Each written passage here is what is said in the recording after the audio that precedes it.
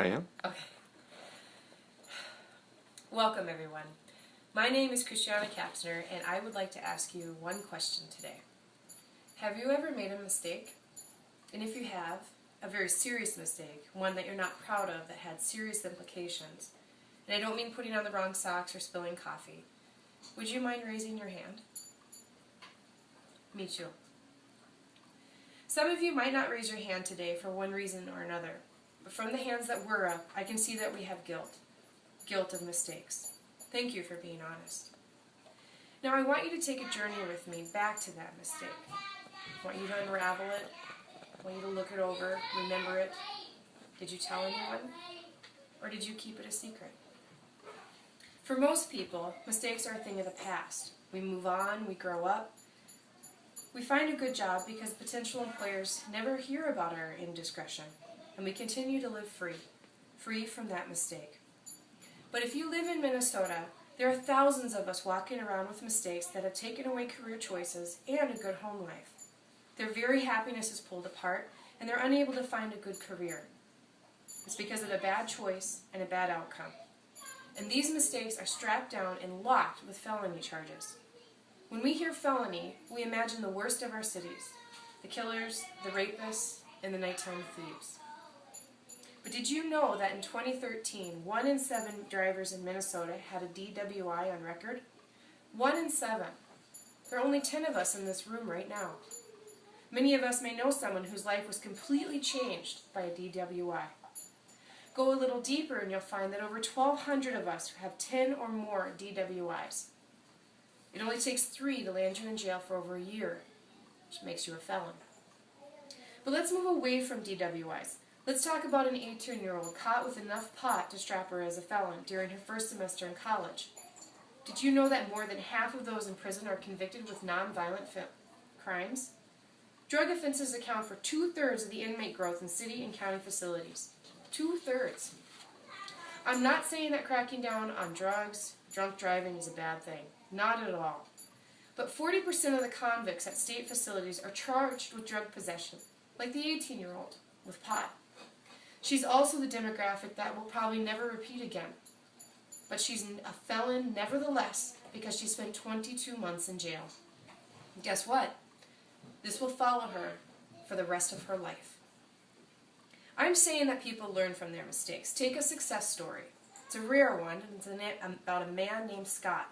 He landed in jail with a nonviolent felony record. He served his time and slowly began the climb out of imprisonment. He got a job at Goodwill, worked at his degree, and is currently residing in St. Paul, Minnesota right now. It can happen. Most people can learn from their mistakes, and I'm sure there's a few of us who know people who don't learn from their mistakes. But for those who do, modern society needs to wake up. We need to realize that time served is served. The punishment of jail is the punishment. Are people expected to live the rest of their lives on the street without hope? Why do we call them ex-felons when every time they apply for a job they have to say they are a felon? Felony charges are oil on life water. It sticks and clings even as you try to rise out of it and away from it. You're no longer free with a criminal record. Over a year ago, my boss met a young man at a job fair. He's a UMD alum, and he had a great college career. He approached her during this job fair, and it made my boss really uneasy. He just seemed uncomfortable and nervous. Before she could leave, he quietly said, "I'm looking for a job, and I have a college degree, but no one will hire me because of my criminal record." Well, needless to say, my boss was surprised and really uneasy. It wasn't until he explained that he was a non-violent ex-felon that she realized this was a whole different story. When she shared this story with me, I asked her if there was anything we could do to help. And she shrugged and said, "Not really." I wonder how many employers feel that exact same way, or even think that same way. Not everything is doomsday, however. The good news is that Governor Dayton banned the box, and applicants don't have to claim a criminal record on their application anymore. That is, until the job interview, when the employer can ask about the records. The opportunity to get into an interview is supposedly higher, but I have a hard time believing that more felons will be hired. In 2010, only 40% of employers admitted that they probably would hire a felon. That leaves 60% without a chance. I don't know about you, but a good job does a lot more for an ex-felon than homelessness, hunger, and joblessness. But let's solve this problem together because it's an obvious issue for anyone who values freedom of choice, specifically job choice. We can decrease our taxpayer output that goes directly into feeding felons who rely on public assistance because they can't break into the job market. This is cash in your pockets, which is returned to create a more robust economy. Imagine these citizens gainfully employed and brought back into a living standard that builds their confidence, removes them from poverty, and shows them that yes, life can go on, because it went on for me and my mistakes, and it's gone on for you, even though it might have changed the course of your life. And the solution is simple. It would benefit everyone if employers were trained on how to respond when an applicant answers yes. Imagine you're the employer and an applicant just told you they're a felon. Would you hire them? Do you have adequate training on what to do next? Currently, the Minnesota Department of Human Rights is partnering with other agencies to provide training and technical assistance through seminars and webinars. This training ensures that the employer legally knows when to ask a question about a criminal record.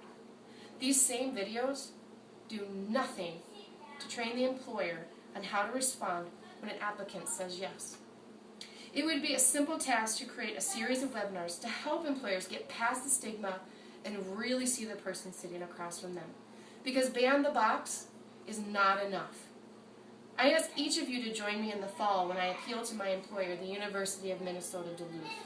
I want to take the reins with you and lead our state in a new era. UMD is my alma mater, and all of us here today are receiving an incredible education. I don't know, though, if our campus and my employer would hire a felon or even know what to do with one when they apply.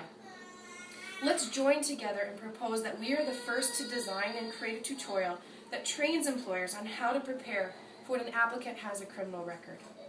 Sign this sheet today and I'll make sure that you are part of a future that will do more for nonviolent ex-felons than simply omitting a personal piece of history on an application.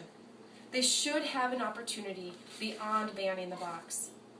Let's ensure that people can learn from their mistakes, where time in jail is more than enough, and as a community we can stand together and clearly state that ban the box needs one more step to be successful.